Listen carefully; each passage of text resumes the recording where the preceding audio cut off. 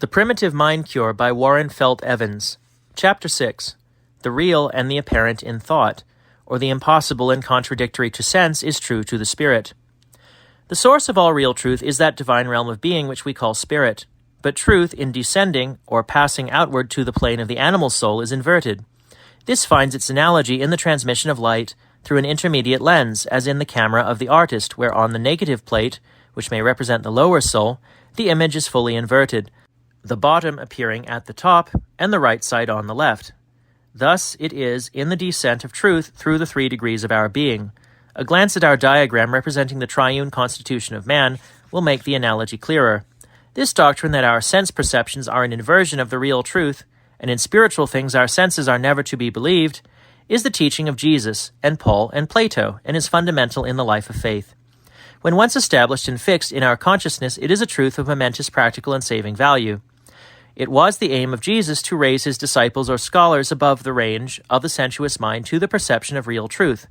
His fundamental precept was of far-reaching importance to the man who would attain a truly spiritual life. It was, and still is, judge not according to appearance, opsis, external sight, sense, but judge righteous judgment. John 7:24.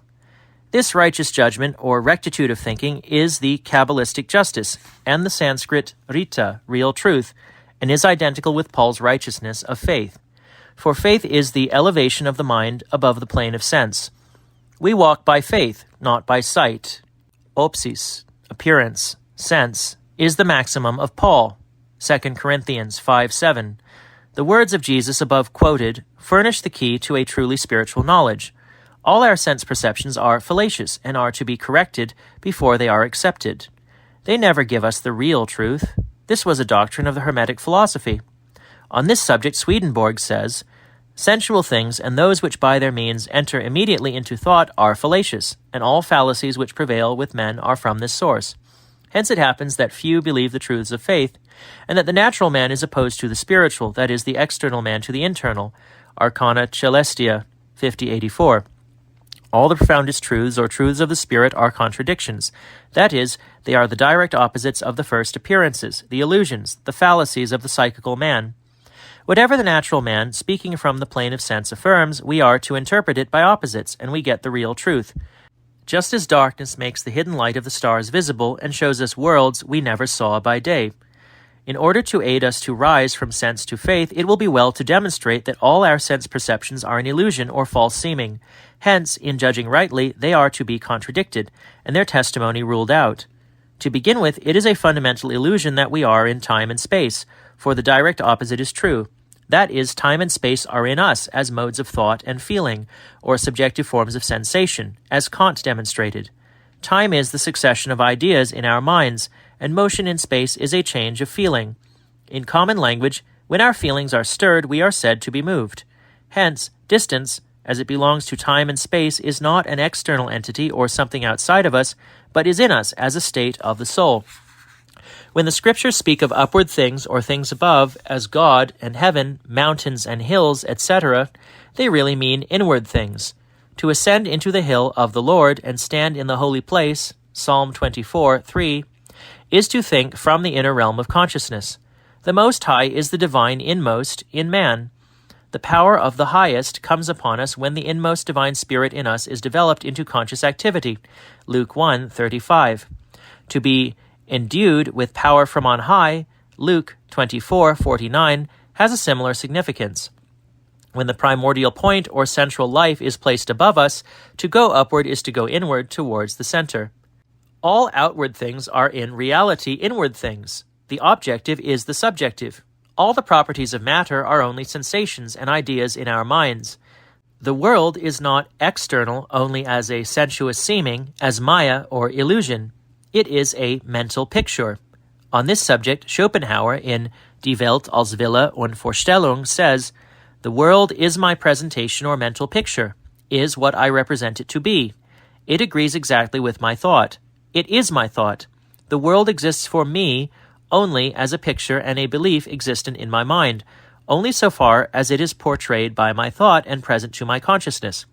He prefers, says Professor Bowen, to call it as Kant did a presentation, a Vorstellung, or placing before my mind of certain phenomena or appearances. It is impossible, and even inconceivable, that it should be known to be anything else than it appears to be. Make this mental picture as vivid or lifelike as you please, it is still only a mental picture.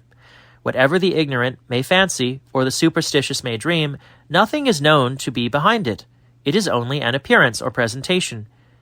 He only is a philosopher, says Schopenhauer, to whom this is distinct and certain. Bowen's Modern Philosophy, page 394. All this is true of the human body, which is no part of man, but belongs to the world picture and is a part of it. If man or mind were taken out of the universe, no universe would remain, because there would be no proof, no manifestation of anything outside of us. When you take away man, that is mind.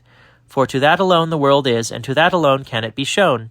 God created and still creates the world through man, says Swedenborg, and we may be allowed to add, only in man. Again, there are no external senses, whatever the psychical, natural, or soulish man may believe, and affirm, for the simple reason that there is and can be no external perception. There are no external sounds, for sound is a sensation, and that exists only in mind. If the music is not in us, it is nowhere. Light and color, which is a modification of light, are not outside of me, but are in me. I am the light. Light belongs only to mind, and is a modification of mind. God is light, says John, 1 John 1:5. And the converse of this is true. The light is God, or an emanative principle from him, and is not dependent upon the sun nor external eyes. Do we live an individual and independent life? Is my life an isolated fragment sundered from the one life? Or is it not rather true, as Paul affirms, in him we live and are moved and have our being? Then it is no more I that live, but the Christ, the Logos, the inward word, liveth in me. That is, God only lives. He is the living one, the El Chai. We are taken on board to the universal life and can never get outside of it. So, God only sees, as Swedenborg sublimely asserts in his comments on Genesis 16:13. The external sees from something interior, and this from the inmost, and this last from the Lord. Hence we may say, Thou, God, seest me, and I see only in thee, as was taught in the philosophy of Malebranche, and which was borrowed from the Arabian Al-Ghazali, and he borrowed it from the Hindu metaphysics. Again, let us ask the natural man who cannot discern the things of the spirit, and to whom they are foolishness, are the senses in our individual soul, or are they not rather included in a universal sense, so that we are in the senses? To be out of this universal sense is to be irrational and insensible. All this will seem to the psychical man as contradictory and impossible, and is therefore spiritually and sublimely true. There is a universal principle of sense, a divine sensorium, as Sir Isaac Newton calls it, which is everywhere present, and our individual sense is not disjoined or sundered from it, nor can our senses, as Plotinus affirmed, ever be cut off from it. There is an all-seeing eye, an all-hearing ear, an all-pervading and ubiquitous sense of feeling. True vision is that eye in me, and my hearing is never outside the universal ear or sense. For a true universal is a one thing that is in all things. We must learn to see through the all-seeing eye, and hear through the everywhere present ear. That is the universal divine soul, the anima mundi. Then whatever any person in any part of the world sees or hears or feels, we may perceive. This is a great mystery, but is nevertheless demonstrably true. We then have sensation and perception in the universal sense or soul. Once more, do we move, or are we really moved?